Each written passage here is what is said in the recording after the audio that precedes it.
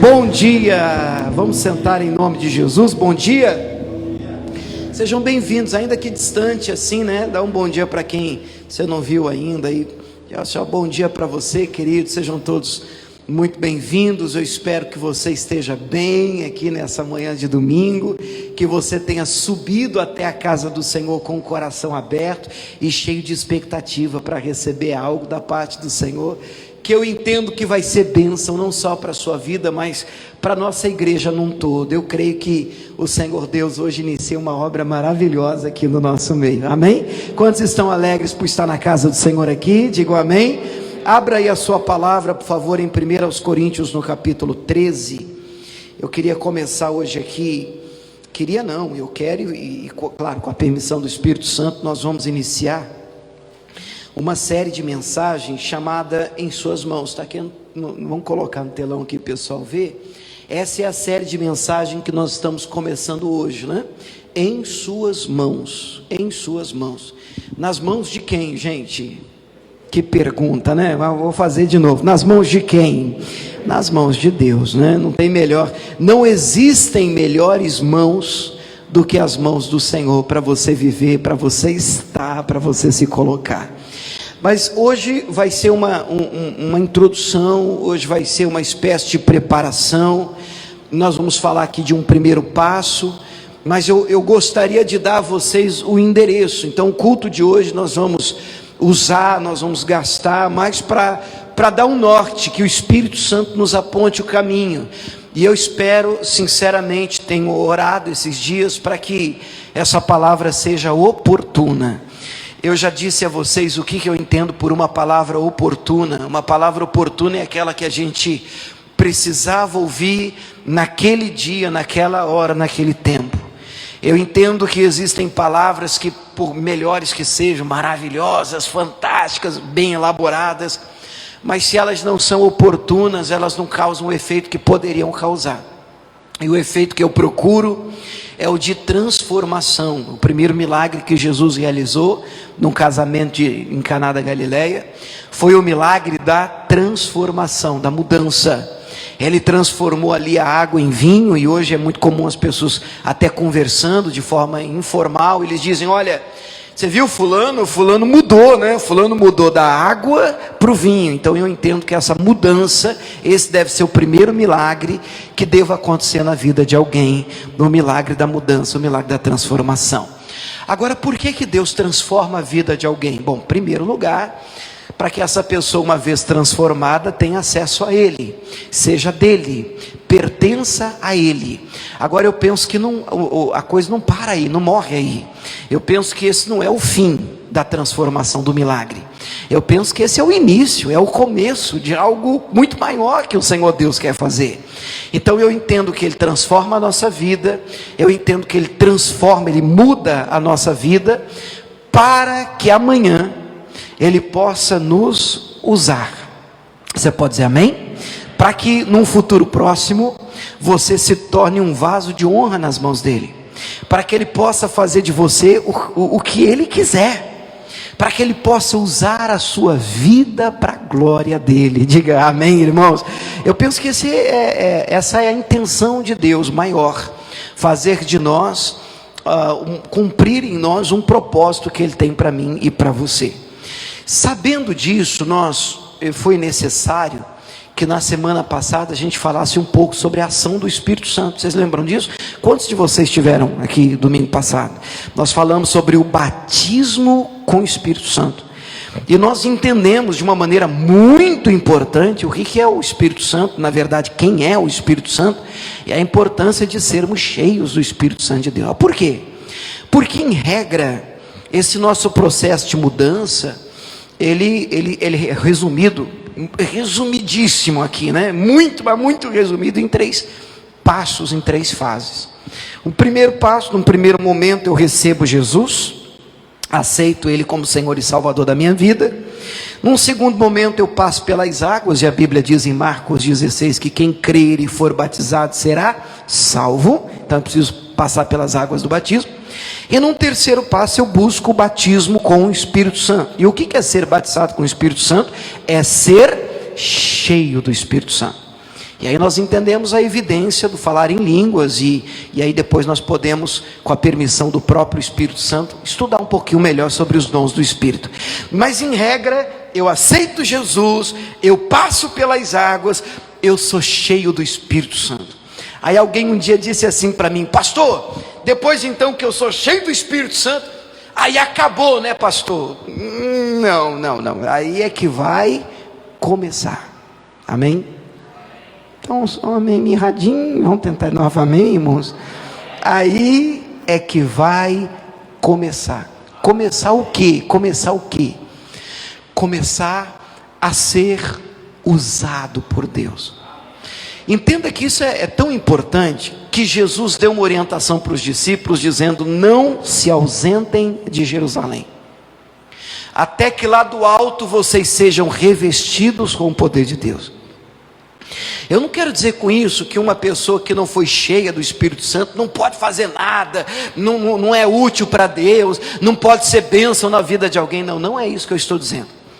Mas de uma maneira muito clara e sem enrolação, eu posso dizer a você que só uma pessoa cheia do poder e do Espírito Santo pode experimentar do propósito de Deus para a vida dela, num sentido amplo e completo. Eu não tenho dúvida disso. Que se você for cheio do Espírito Santo, o próprio Espírito Santo pode guiá-lo em toda a verdade e usar a sua vida em um nível que você nunca experimentou, sonhou na sua vida. Ele quer te surpreender, Ele quer fazer de você uma potência ainda maior nas mãos dele, nas mãos dele. Por isso que o tema da nossa série é em suas mãos, nas mãos de Deus. Porque eu entendo, nessa linguagem que a gente vai usar de maneira figurada e espiritual, que nós somos um vaso nas mãos do oleiro. Você pode dizer amém por isso? Nós somos um vaso, mas ninguém nasce vaso, ninguém nasce pronto para ser usado, nem o vaso. Alguém teve que fazer o vaso, alguém teve de gastar tempo, forças, energia, para poder, desde um primeiro processo de pegar o barro, até a confecção, a feitura do vaso, os processos, escute isso, essa frase, os processos tiveram de ser respeitados. Amém ou não amém? E depois de vencidos todos os processos, os procedimentos, lá no final você olha e vê o vaso pronto. Aí você encontra ele na loja, aí você pode comprá-lo. Para quê? Para usá-lo. Você pode colocar o que você quiser dentro dele, dependendo da função do vaso. Tem vaso para planta, tem vaso para decoração, tem vaso para várias funções diferentes, propósitos diferentes. Mas eu queria apontar para você nessa manhã, nesse primeiro domingo, para onde eu quero levar você durante estes 2 meses, porque hoje já é novembro, amém, gente? Novembro e dezembro. Para onde eu quero levar você? Para onde eu quero ir com essa série de mensagens? E aí eu gosto de apontar a direção, o caminho, porque aí você pode escolher se você quer ir comigo ou não. Não é assim no ônibus, o ônibus passa, você já olha na frente: para onde é que vai isso aí? Aí diz: passa lá, não passa. Então peraí, isso aí eu não subo, não estou afim de ir para onde ele está indo. Agora passa, então peraí, eu quero entrar, quero subir, porque eu quero ir para onde esse ônibus está indo, eu quero chegar onde ele vai levar. Então eu quero apontar nesse primeiro culto, nesse primeiro encontro nosso, para onde estamos indo. E eu gostaria muito que você subisse nesse ônibus comigo, mas com disposição para chegar onde eu penso que o Espírito Santo de Deus quer nos levar. Amém? Diga glória a Deus. De cara, eu quero fazer aqui uma introdução. O meu maior propósito, e penso que ele não é só meu, é de Deus, é de nos fazer, todos nós precisamos crescer espiritualmente e em todas as áreas da vida. Nós precisamos crescer. E eu queria, para deixar isso mais individual, eu queria que você colocasse assim a mão no seu coração, fechasse os teus olhos e dissesse assim: Senhor, me ajuda a crescer. Diga a Ele: eu quero, eu preciso desenvolver, amadurecer em nome de Jesus, amém. Porque Deus, eu vou usar essa frase, espero que você entenda, mas Deus não usa moleque, criança, guri. Deus usa pessoas, crentes, cristãos. Deus tem planos e projetos grandes para pessoas que são maduras. Agora, olha o problema, ninguém nasce maduro, ninguém nasce adulto. Quem nasce grande, já disse alguém, é monstro, né? Todo mundo nasce bebezinho, pequenininho, criancinha, necessitando de cuidados, de atenção, de tratamento. O apóstolo Paulo diz aqui em 1 Coríntios 13, no versículo 11, ele solta uma frase interessante. E ele diz assim, olha que frase interessante, capítulo 13, versículo 11. Quando eu era menino, falava como menino, discorria como menino, mas logo que cheguei a ser homem, acabei com as coisas de menino, acabei com a criancice, acabei com a meninice. E é muito triste quando a gente, quando eu digo a gente, eu falo, claro, de Deus, né, do próprio Espírito Santo, mas eu falo de mim também, como pastor, como pregador. Você entende que Deus tem planos para a vida de alguém? Eu não sei se você já passou por isso, compreende o que eu estou dizendo, mas você olha para a pessoa e você vê tanto potencial, você diz, puxa vida, onde Deus quer levar essa pessoa? Olha o que Deus, se ele acordasse, mas é guri, é menino, é criança, é pequeno, e ele pode ter 40, 50 anos de idade, mas a cabeça é de menino. E se a cabeça, a vida espiritual é de criança, o que ele pode ter? Um carrinho, uma bonequinha, uma chupeta, porque é o que a fase dele pede. Não adianta, irmãos, nós sonharmos com coisas grandes sem antes um crescimento espiritual. Isso é necessário. Nós precisamos crescer. Alguém já disse, mas peraí, pastor, a gente tem que ser como criança? Eu digo, depende de que sentido você está falando, porque Jesus disse que se a gente não for como criança, nós não vamos entrar no reino dos céus, não é? Mas do que Jesus está falando? Jesus está falando sobre a malícia, sobre a maldade. Jesus está falando da necessidade de pureza. Você pode dizer amém? É disso que Jesus está falando. Então nós precisamos entender o sentido. Aí vem o apóstolo Paulo e diz, olha, quando eu era criança, eu agia como criança. A atitude que eu tinha de pequeno, eu falava igual criança está aprendendo a falar gugu, dadá, troca as palavras, mas é criança. Agora o cara adulto, barbudo, gugu, dadá, ei cara, que é isso aí, cara? É esquisito, é feio, não pega bem, irmão. Irmãos, espiritualmente falando, é ridículo você ver uma pessoa que já devia estar longe, e você vai tratar com ela gugu, dadá. Não dá mais, querido.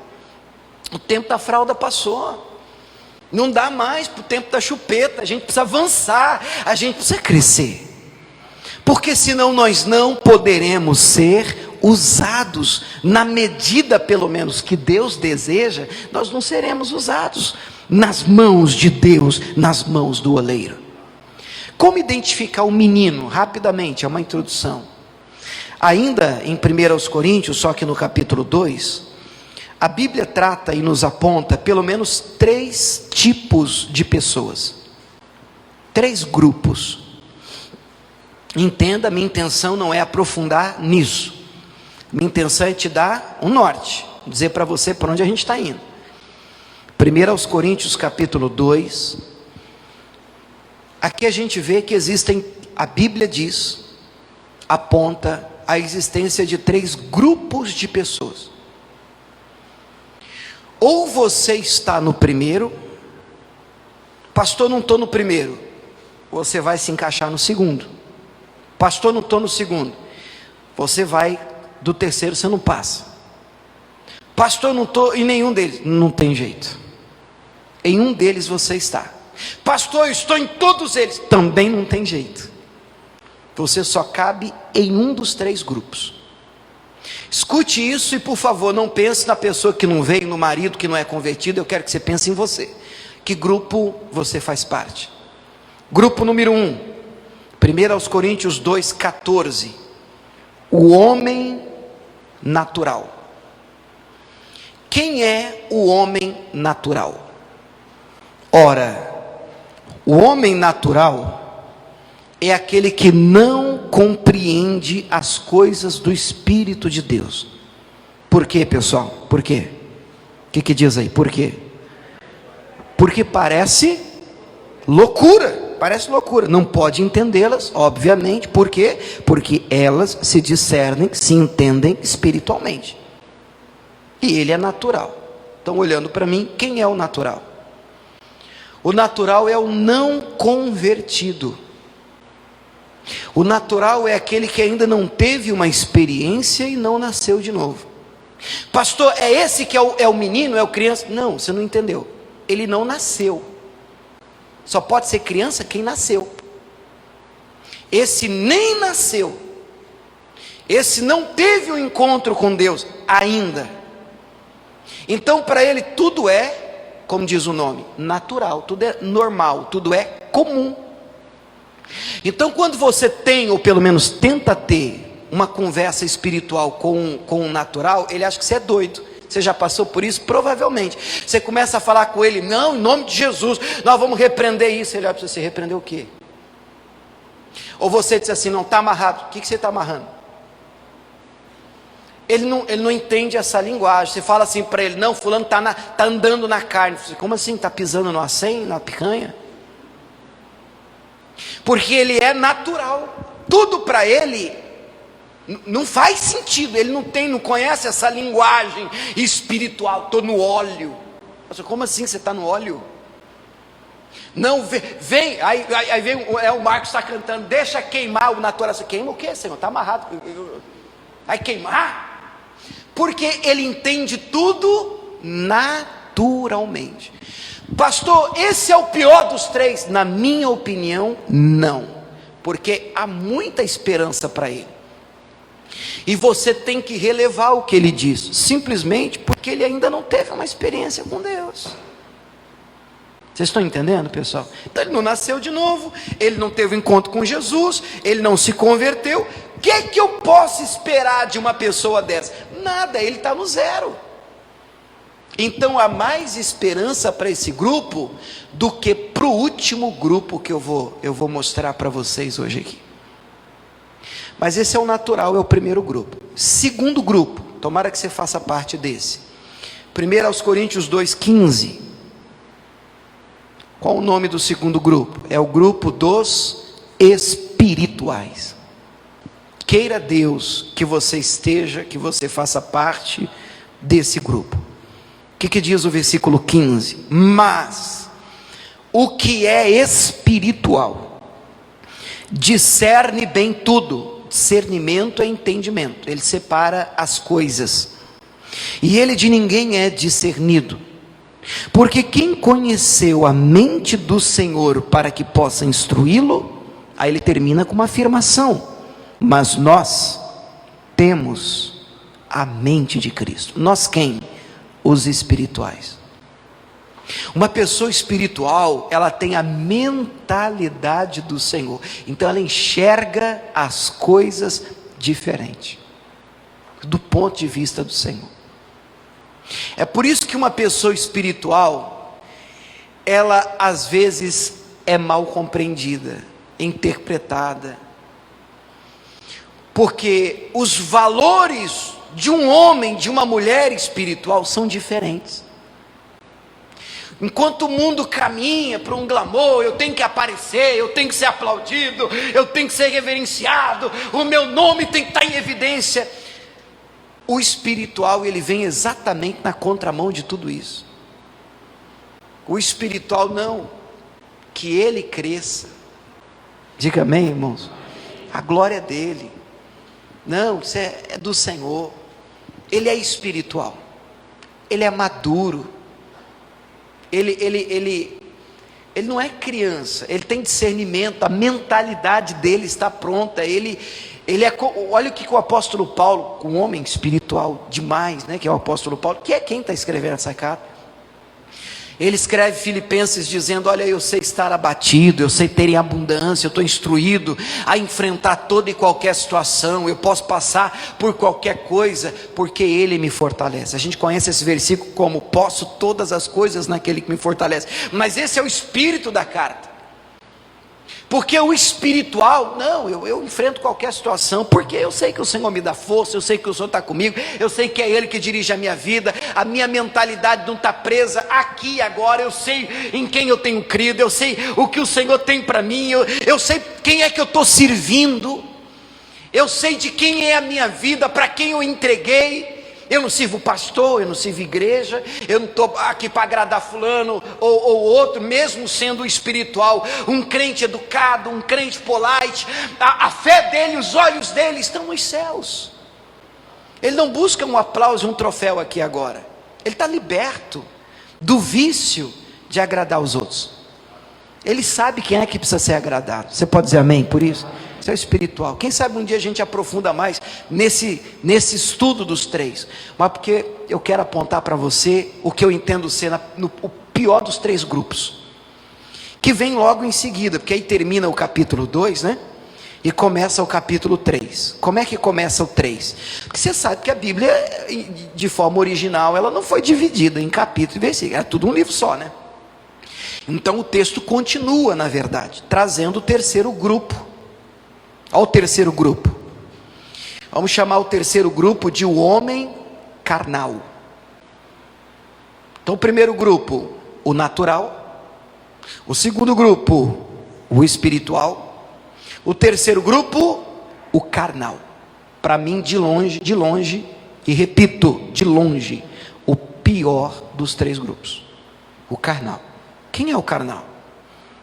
Bom, Paulo vai abrir a caixa de ferramenta agora. Ele diz assim: e eu, irmãos, parou. Já tem uma dica. O carnal é irmão, é crente, rapaz. Ele nasceu de novo, pelo menos diz ter nascido de novo. Ele teve um encontro com Jesus, e isso piora a situação do carnal. Porque diferente do natural, que pode dizer, eu nem sei o que é isso, o carnal não pode se esconder atrás da ignorância. Ele sabe, ele já ouviu, ele tem contato com a palavra, ele está na igreja, ele conhece do ambiente espiritual. E ele continua, Paulo diz: irmãos, e eu, irmãos, eu não vos pude falar como a espirituais, mas como a carnais. Aí ele define o carnal, como a meninos em Cristo. Quem é o carnal? O carnal é o menino, é a criança, é aquele que não cresceu. Aí você vai perguntar para mim: pastor, mas é pecado ser criança? A princípio não, porque ninguém nasce grande. Olha onde é que está o problema. Se você chegou agora e teve um encontro com Jesus agora, e nasceu de novo agora, e teve uma experiência com Deus agora, é óbvio que se espera que você seja um menino. Onde é que começa o problema? O problema começa quando o tempo vai passando e você continua menino. E daqui um ano, menino. 5 anos de crente, menino. 10 anos de crente. Que foi? Eu estou de mal. Menino. Guri. Pequeno. 10 anos de crente, e ele se recusa a crescer. Na carta de Pedro, ele libera um texto fantástico, mandando a gente deixar malícia, inveja, fingimento, toda sorte de murmuração, engano. e desejar ardentemente como menino novamente nascido puro leite espiritual, para que por ele vá descrescendo. Primeira carta de Pedro, capítulo 2, verso 1 e 2. Então peraí, como é que um menino deseja o leite? Quem é que é mãe? Identificar só as mamães. Quem é mamãe aqui? Pronto, tem várias mãos aí. Deixa eu te perguntar. Eu lembro lá em casa assim, guria acordava, bebê, né? De madrugada. Às vezes, o pai não vale muito nessa hora, né, irmãs? O pai, eu vou te falar, pode até tentar dar uma balançada, enganada, põe uma chupeta, joga uma fraldinha na cara para ver se a criança dá uma amenizada. Mas se for fome, se o que o bebê quer é leite materno, mas não tem conversa, o guri abre o berreiro, e lá em casa, o mais velho então, irmão, parecia que alguém estava apanhando dentro de casa. E a gente morava em apartamento, e ele começava, era uma sirene aumentando o tom. O que é isso? Daqui a pouco, eu disse, meu Deus, põe leite na boca desse guri, pelo amor de Deus. Vamos pensar que nós estamos espancando essa criança, porque quando quer o leite verdadeiro, não tem enganação, não tem chupeta. Você sabe que isso, a gente tem que ter dentro da gente. Meu irmão, pastor, tudo bem, pular é legal, vamos nos alegrar, vamos festejar, mas pastor, eu quero crescer. E como é que eu cresço? Pedro diz, desejando ardentemente o puro leite espiritual. Você não cresce sem alimento. O que cresce um crente? Alimento. E tem que ser puro. O texto diz, não falsificado. Quer dizer que tem leite falsificado no mercado, irmão. Tem leite adulterado. E tem, um tempo atrás, não sei se vocês viram uma reportagem, tinha até soda cáustica. Meu Deus do céu, um negócio brabo em leite. Caixinhas de leite para conservar. Adulterado. Nós precisamos crescer. Diga, eu preciso crescer. Só para convencer o pastor, diga, eu preciso crescer. Eu fico um pouquinho mais tranquilo, amém, irmãos? Nós precisamos crescer. É para lá que eu quero levar você. Porque não há que se falar em ser usado por Deus se eu sou criança, se o meu comportamento é um comportamento infantil, se eu não sou maduro, não há que se falar. Olha onde o Senhor quer nos levar, para ser um vaso de honra na mão de Deus. Irmão, então nós precisamos sair do raso, e nós precisamos caminhar naquela direção. Deus me ajuda. E o que define o menino? O que define o carnal? Vamos continuar lendo? Só mais um pouquinho. Olha o que ele diz aqui. Como a carnais, como a meninos em Cristo. Olha o que ele diz. Com leite vos criei. Que criança tem que ser leite, né? E não com manjar. Puxa, estamos perdendo manjar. Por quê? Porque ainda não podíeis, nem tampouco ainda agora podeis. Por quê? Por quê, Paulo? Porque ainda sois carnais. Pois, havendo entre vós inveja, que mais? Contendas, dissensões. Dissensão é disputa, é separação, é facção. Sabe, tem grupo dentro da igreja, irmão, que parece o PCC. Você é da onde? Você é do Comando Vermelho? Porque eu sou do PCC. Porque se isso é igreja ou é crime organizado?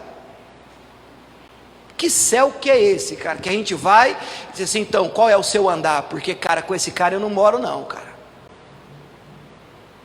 Mas eu quero ser usado, irmão. Eu quero ser usado. Eu quero ser uma benção na mão de Deus. Como? Não cola, não faz sentido, não entra. E Paulo está dizendo, como havendo dissensão no meio de vocês.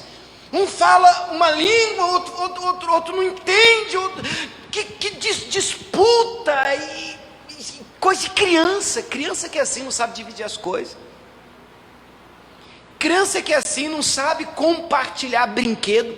Não sabe, eu lembro dos meus, pequenininho, que é tudo para ele, o outro toma uma coisinha dele, e irmão, e é só o outro começar a brincar com aquele, ele podia não estar brincando com aquele, ele disse, eu quero aquele agora, é meninice, é criancice. E quando você vê isso na obra, na igreja, você diz que nós estamos longe de ser um vaso nas mãos do Senhor. Vocês estão me acompanhando, gente? Quem está entendendo, diga amém. Esse não é o projeto de Deus. O carnal é um problema. E aí Paulo continua dizendo: inveja, contenda, dissensão, não são porventura carnais e não andais segundo os homens? Olha o que ele diz agora no versículo de número 4. Ele diz assim: porque dizendo eu sou do Ilha, eu sou do... Fala o nome de algum pastor que já passou por aqui. Sérgio, o que mais? Eu sou do Israel, o que mais? Quem? Sou do Vilmar.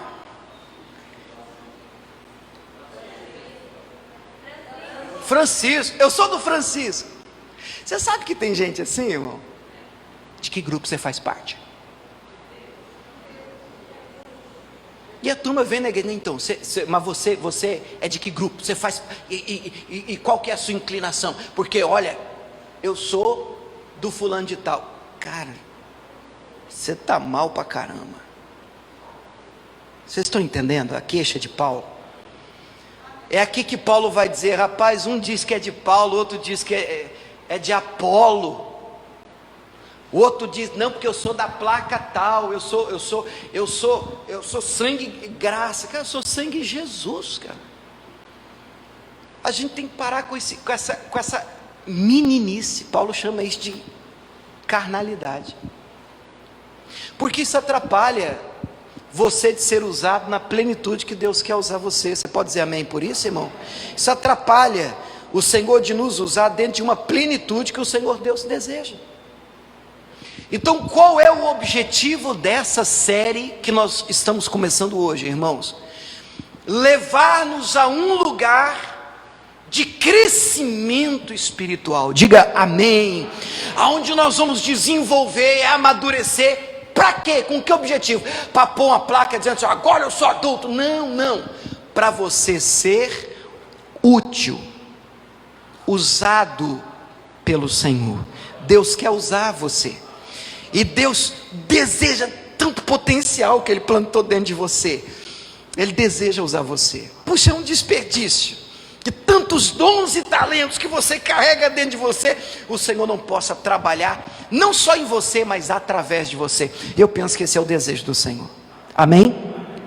Você topa subir nesse ônibus comigo, nessa direção de crescimento espiritual, onde a gente sai do barro, do zero, do pó, e a gente chega até a feitura de um vaso de honra nas mãos do Senhor? Quem topa isso comigo, diga glória a Deus. Só levanta uma mão assim, então fica com ela erguida, como um compromisso diante do Senhor. Meu Deus, nós assumimos aqui nessa manhã um compromisso de desenvolvimento, de crescimento espiritual. Nós queremos, meu Deus, sair de onde estamos e melhorar. E não importa, meu Pai, se já crescemos um pouco, se desenvolvemos um pouco, ou se estamos no zero absoluto, completo, mas a ideia é sair do lugar e avançar. A ideia é crescer, a ideia é desenvolver, a ideia é amadurecer, para que possamos ser úteis, um vaso usado nas mãos do oleiro. Diga glória a Deus. Aplauda o Senhor, que Ele merece. Aplauda Ele.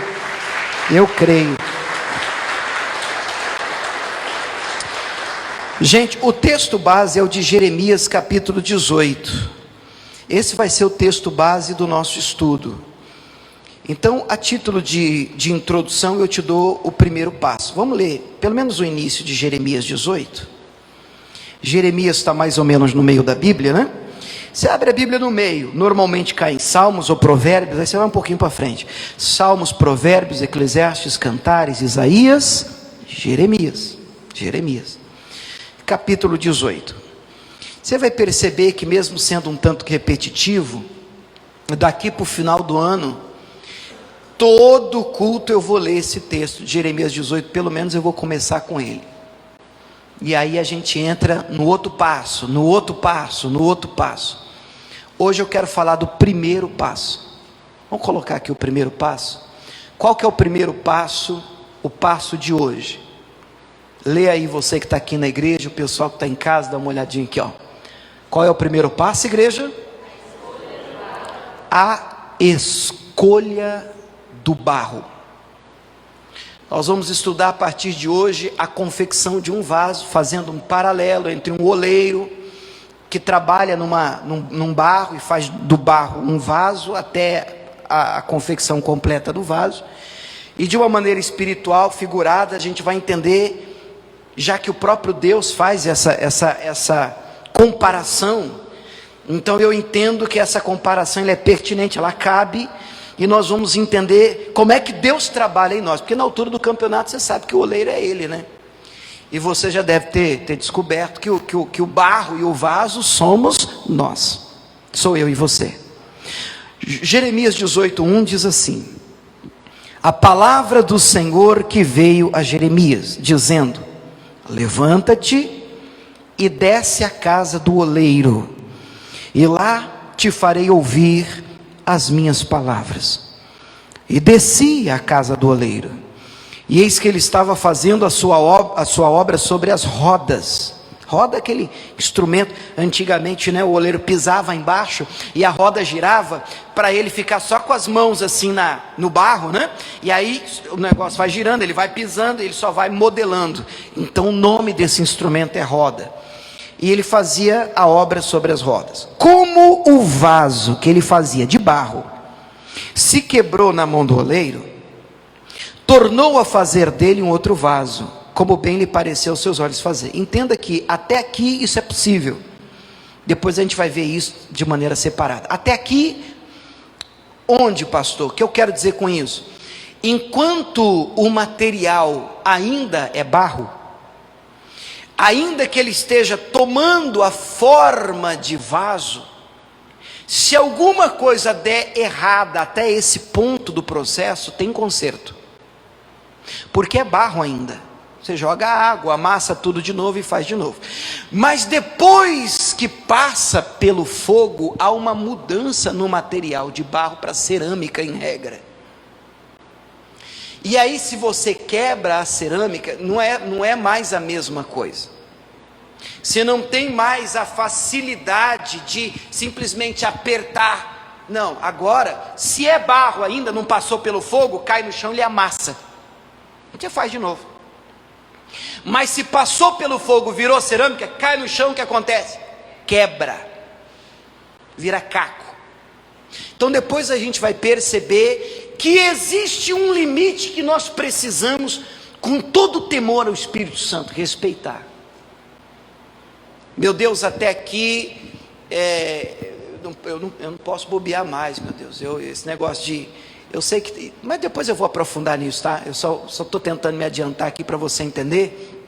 É difícil precisar essa linha, mas Hebreus diz que é impossível que alguém que tenha sido experimentado, cheio e provou tudo que Deus tem para ela e foi participante de tudo que o Espírito Santo pode fazer, seja novamente renovado para arrependimento, porque estaria expondo o Senhor ao vitupério.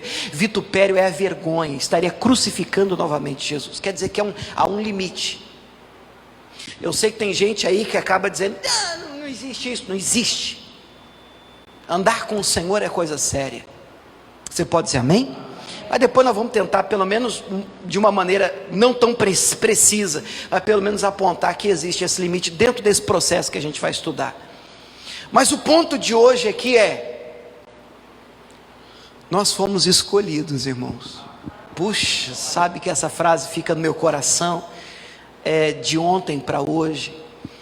E tudo que eu queria dizer para você nessa manhã é que podia ser outra pessoa aí sentada no seu lugar, como podia ser outra pessoa aqui em cima segurando o microfone, como podia ser outra pessoa, obreiros de pé com uma gravata, como podia ser outros tocando, adorando, ministrando. Mas o ponto e a notícia boa é que Deus escolheu você. Isso não é um motivo de honra, porque não está faltando gente no planeta, não, tem muita gente aí fora. E a Bíblia diz: foi Ele e não nós que nos fez povo seu, ovelhas do seu pasto. Por mais que você tenha buscado o Senhor, Ele se permitiu achar. Ele saiu de trás da cortina, achou, e se permitiu revelar, mostrar a você. Que honra, que alegria. Você sabe que nós, seres humanos, fomos feitos do pó da terra. A obra-prima do ser humano é terra. Isso está em Gênesis 2:7. Vou colocar aqui que fica mais rápido. Gênesis 2:7 diz assim: formou o Senhor Deus o homem da onde? Do pó da terra, e soprou em seus narizes o fôlego da vida, e o homem foi feito alma vivente. Assim como o vaso ele é feito de barro, a matéria-prima do ser humano é pó. Tanto é que Eclesiastes diz que o pó volte à terra como era, e o espírito volta a Deus que o deu.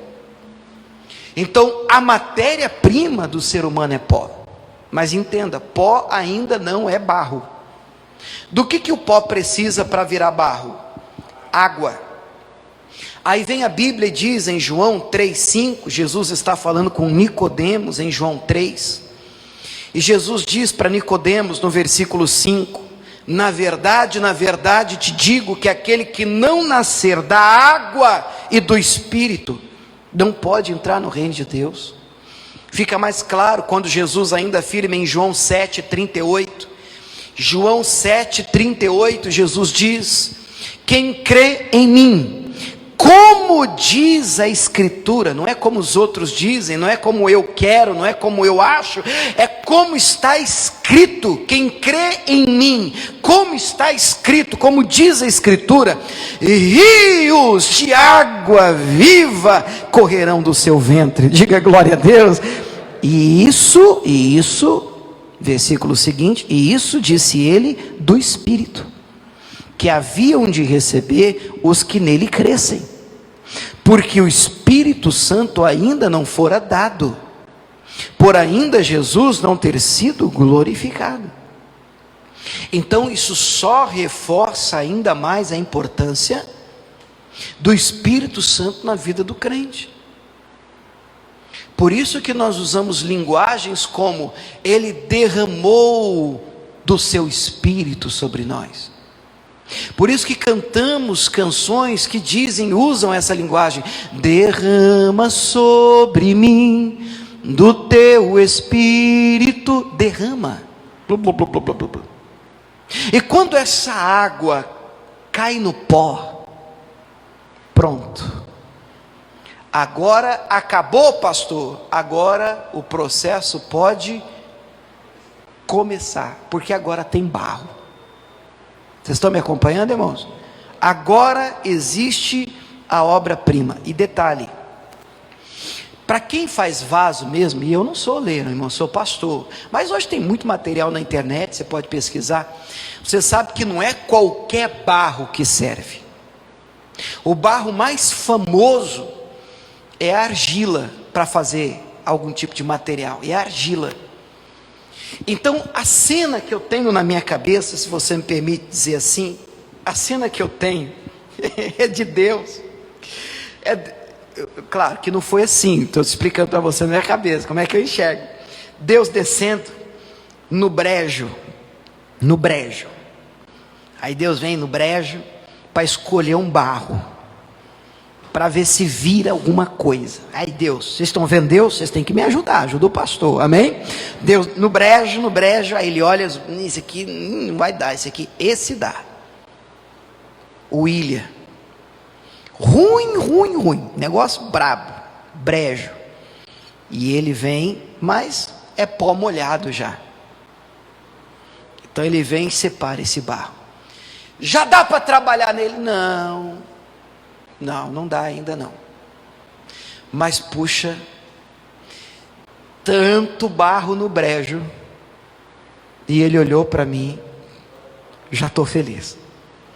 Ele quer pôr a mão dele em mim, ele quer usar a minha vida, a sua vida. Poxa, eu acho que isso já devia te alegrar. A gente já saiu na frente, porque fomos escolhidos pelo Senhor. Sempre foi assim? Não, nem sempre foi assim. No Antigo Testamento fica muito claro que Deus havia escolhido um povo para ser barro dele, Israel. E em todo o Antigo Testamento, essa prerrogativa, essa graça, não era do que no Novo Testamento se chama gentios. Essa graça de serem escolhidos caiu sobre os hebreus. O povo de Israel fora escolhido. Isso fica muito claro em Êxodo 19, eu gosto muito desse texto, e vamos tentar passar os olhos nele aqui, que a princípio foi assim. Êxodo é facinho, o segundo livro da Bíblia, né? O primeiro é Gênesis, depois vem Êxodo, capítulo 19. Deus faz aqui uma proposta para esse povo. Mas o que esse povo fez para merecer isso? Deus escolheu esse povo. Deus escolheu esse povo. E aqui no Antigo Testamento isso era literal. Porque hoje a gente usa essa expressão, Deus escolheu o povo dele, e a gente já se encaixa no meio, né? Aqui não, aqui era só Israel, só o povo hebreu. Êxodo 19, o versículo 5 diz assim, Deus falando com Moisés, tá? Agora pois, se diligentemente ouvirdes a minha voz, e guardardes o meu concerto, olha que bonito, irmãos, então sereis a minha propriedade peculiar, é o mesmo que afirmar particular, dentre todos os povos, porque toda terra é minha, e vós me sereis reino sacerdotal e povo santo. Estas são as palavras que falarás aos filhos de Israel. Pelo amor de Deus, irmão, isso não te arrepia, cara? Moisés está numa intimidade com Deus, batendo um papo no monte com Deus, e Deus olha para Moisés e diz assim, sabe Moisés, eu quero escolher os filhos de Israel como meu povo, eu quero que eles sejam meus. Então eu queria que você descesse e dissesse para eles que se eles ouvirem a minha voz, se eles quiserem caminhar comigo, decidirem me obedecer, então eu vou fazer deles uma propriedade pessoal. Diga a eles que eles serão meus. Diga amém, pessoal. Então Moisés desce do monte, conta para o povo e diz, olha, fomos premiados.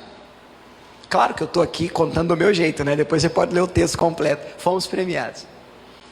Gente, que alegria, povo. Deus quer nos escolher como povo dele, propriedade exclusiva dele.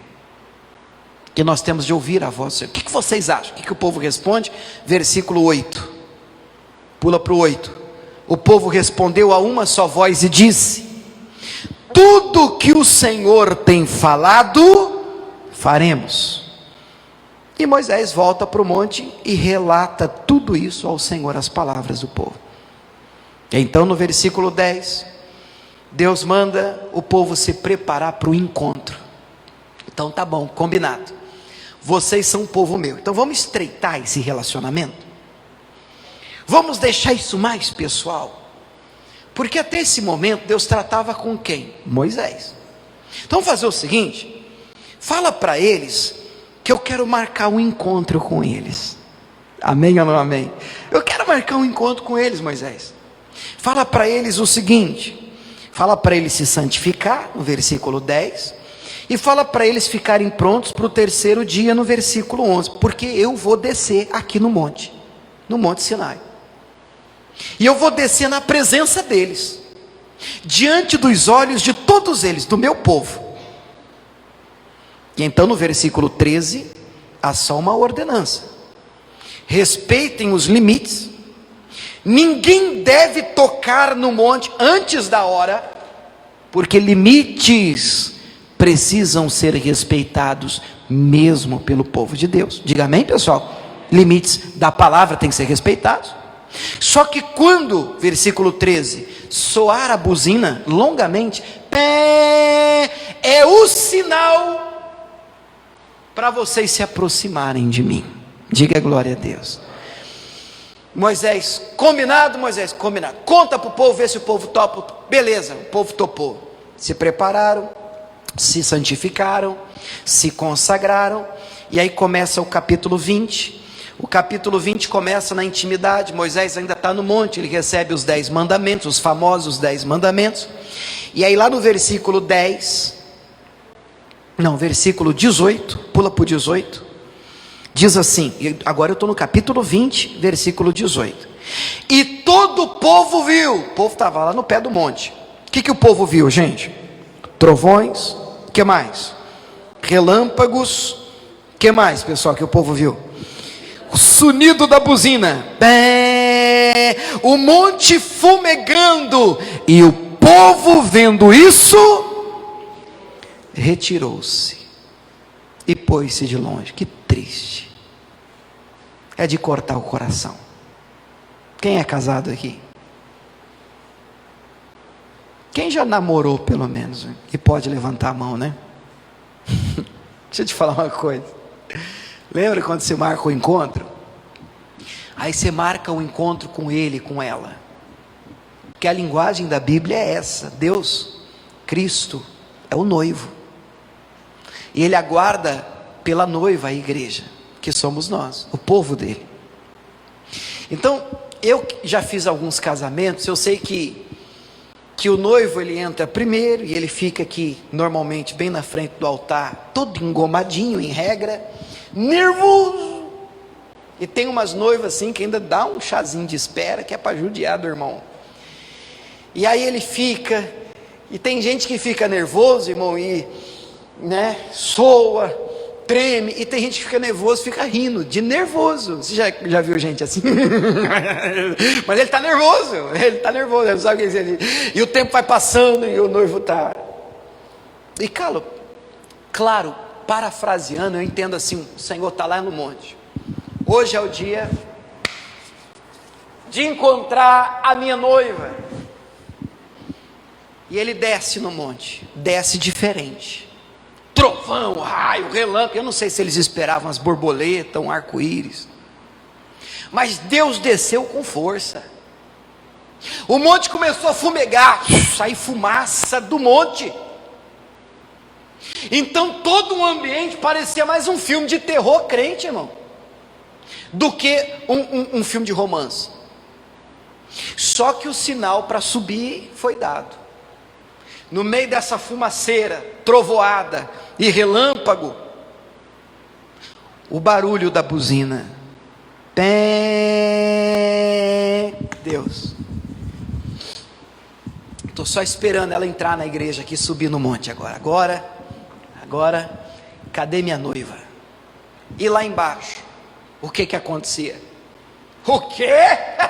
Tô fora, eu que não vou. Moisés, vamos não. Moisés, 19, fala tu conosco e ouviremos.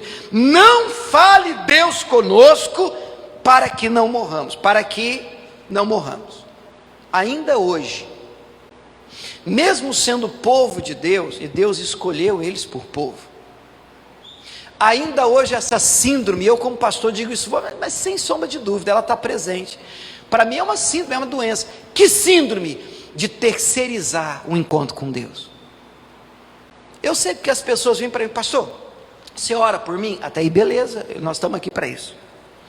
Aí quando você escuta algumas frases assim, pastor, fala aí com Deus, né? Porque o senhor está assim com o cara lá, né? O senhor está assim com ele lá, eu fico olhando assim, sabe? E por que você não está assim com o cara lá? Por que você não está assim com ele? Porque a vontade dele é estar assim com você também, querido. Que a Bíblia não diz que Deus escuta só o pastor, não. Na verdade, a Bíblia diz que só tem um mediador entre você e Deus, e não é o seu pastor.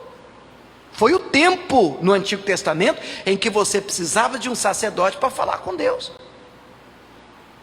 Hoje, em nome de Jesus, você fala com o Pai direto, no seu quarto, na sua sala, no seu banheiro.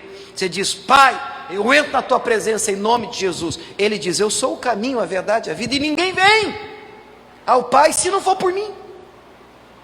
Você quer ir ao Pai? Irmão, pelo amor de Deus, eu sou pastor e não estou desmerecendo a figura do pastor, eu sou pastor. É importante você poder contar com alguém para orar por você, para orientar você, para pastorear, para ensinar, para ministrar uma palavra. Tudo isso é bem-vindo, você pode dizer amém, irmãos?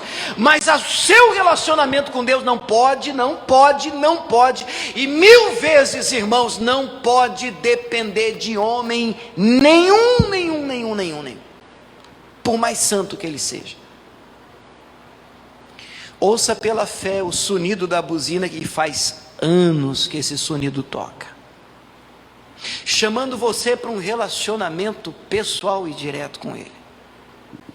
Glória a Deus pelas vidas dos Moisés, de todos os líderes, pastores e homens e mulheres ungidos do Senhor. Amo e respeito todos eles. Mas você tem um canal por Jesus Cristo direto ao Senhor. Você pode dizer amém? Isso é importante entender. E o povo terceiriza, não, Moisés, do jeito que está, a gente fala com o Senhor Moisés, e o Senhor fala com Deus, aí Deus fala para o Senhor Moisés, e aí Moisés fala com a gente, e pode parecer mais cômodo para muita gente esse tipo de relacionamento. Não, eu vou na igreja, aí eu deixo meu pedido lá, o pastor está orando, o povo lá está orando, a igreja está orando, a intercessão está orando, e eu vou para casa assistir Netflix. Eu penso que isso não é o ideal. Penso que participar é importante. A voz que Deus deseja ouvir é a sua. Você pode dizer amém, irmãos? Agora, mesmo tendo sido eles no Antigo Testamento escolhidos, a boa notícia está em 1ª carta de Pedro 2,9. Deixa eu ler a boa notícia, porque eu quero separar um tempo para orar com vocês. 1ª carta de Pedro, capítulo 2, versículo 9. Que texto lindo. 1 Pedro 2,9, diz assim. Ô irmão, topa ler comigo esse texto aqui? Eu sei que às vezes a máscara atrapalha, o som não sai direito, mas vamos lá, esse texto juntos? O coral da graça de Deus, do CPA 4, vamos tentar? 1 Pedro 2,9, vamos lá. Mas vós sois a geração eleita, diga glória a Deus, tá bonito, o que mais?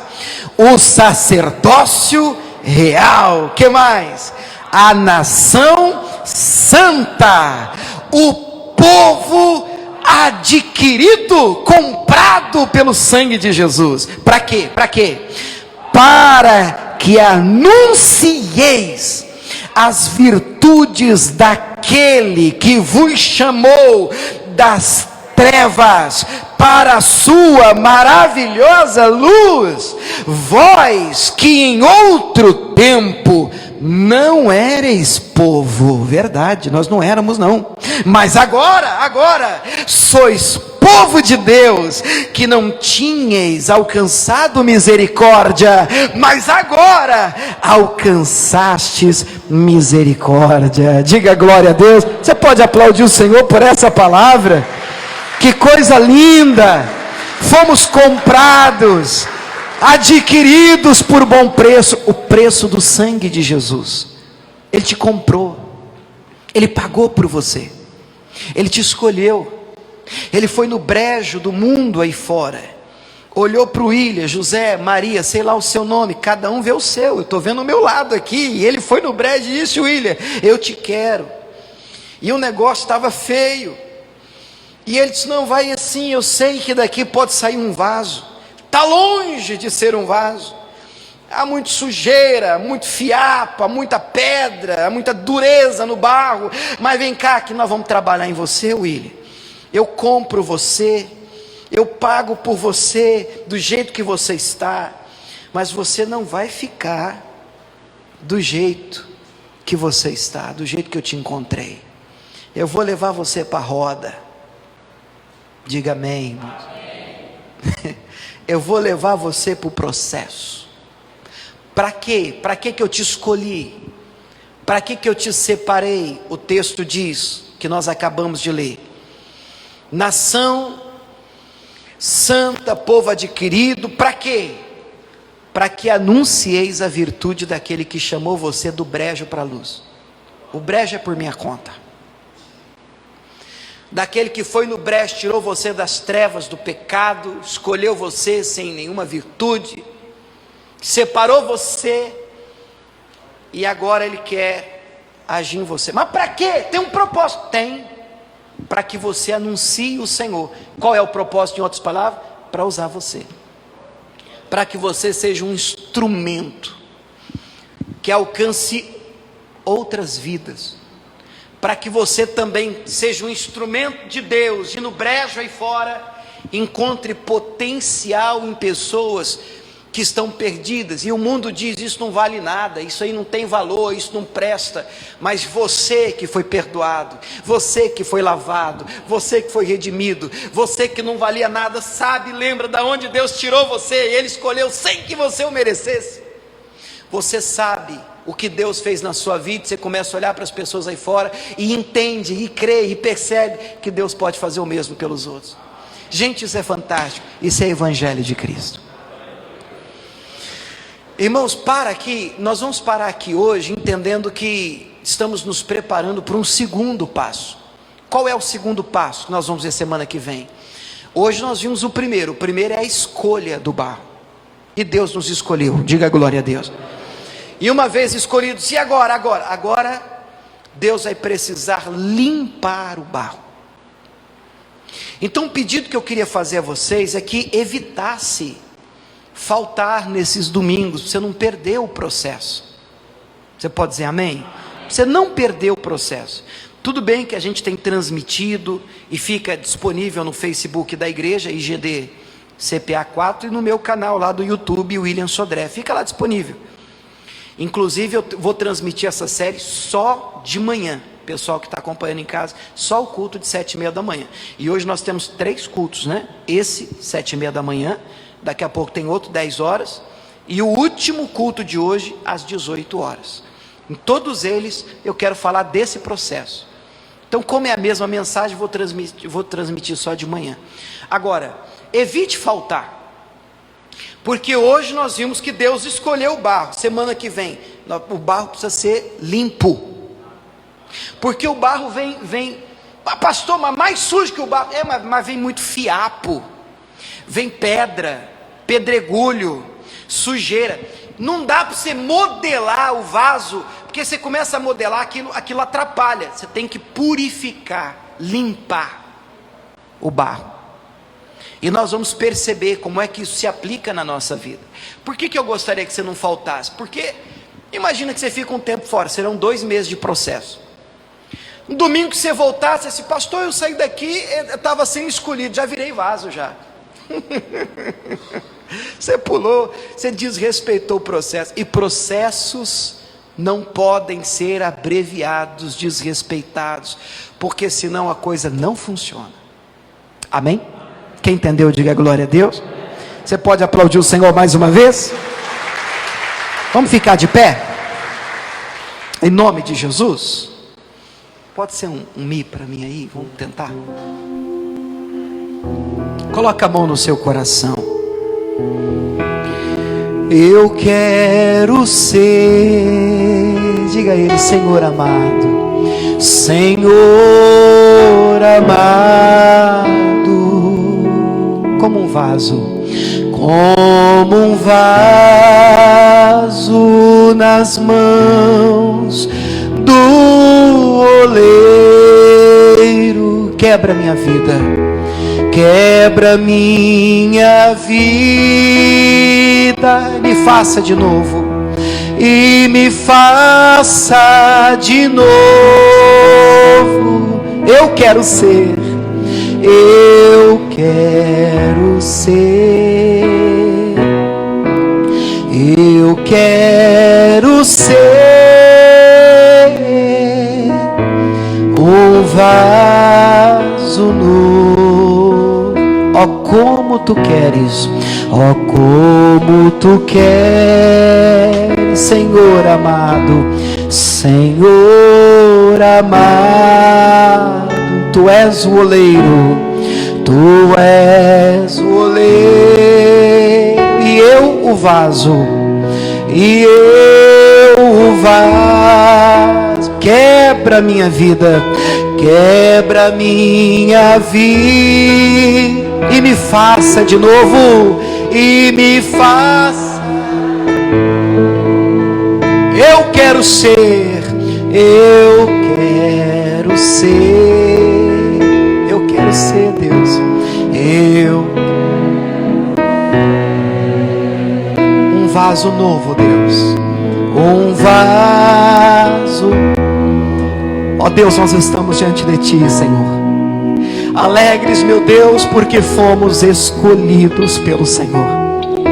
Alegres, ó Deus, porque entendemos o tamanho do privilégio, o tamanho, meu Deus, da honra que o Senhor nos tem dado. O Senhor nos apontou, o Senhor nos escolheu, o Senhor nos elegeu, o Senhor nos comprou, o Senhor nos adquiriu.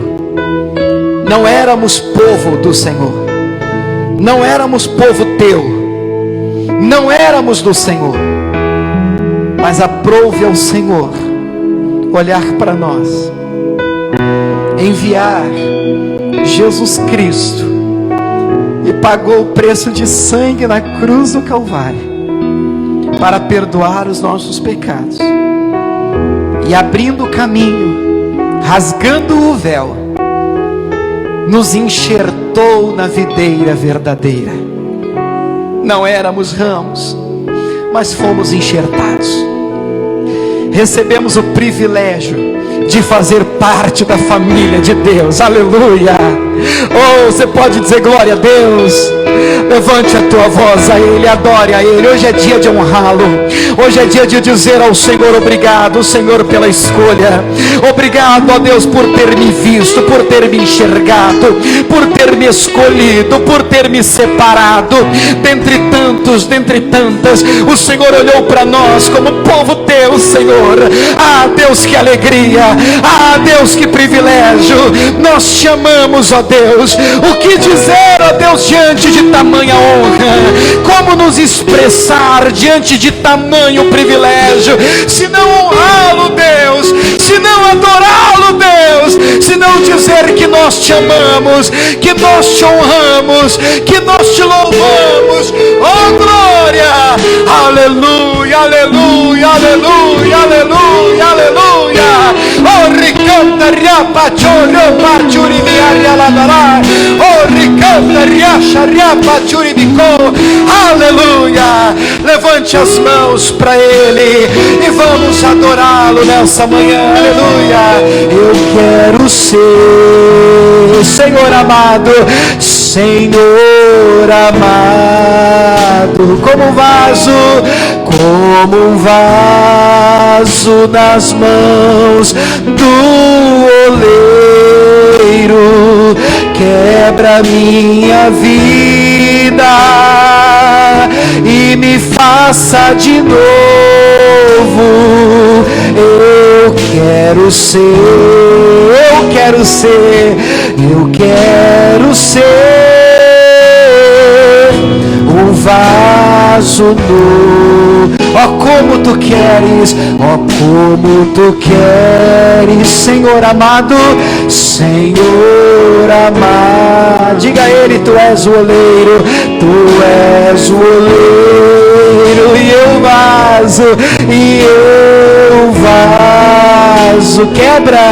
Quebra minha vida e me faça de novo. Eu quero ser. Se você quer, diga: eu quero um vaso novo, um vaso. Levante as mãos para Ele, diga: Senhor Jesus, obrigado por ter sido escolhido. Eu quero agradecer o Senhor por ter sido adquirido, comprado por bom preço. Obrigado, Jesus, pelo investimento feito na minha vida. Tudo isso eu entendi que é para me usar, para que eu possa anunciar as obras que o Senhor tem feito na minha vida e alcançar outras vidas para a glória do Senhor. Quem crê nisso, diga glória a Deus. Aplauda o Senhor, que Ele merece.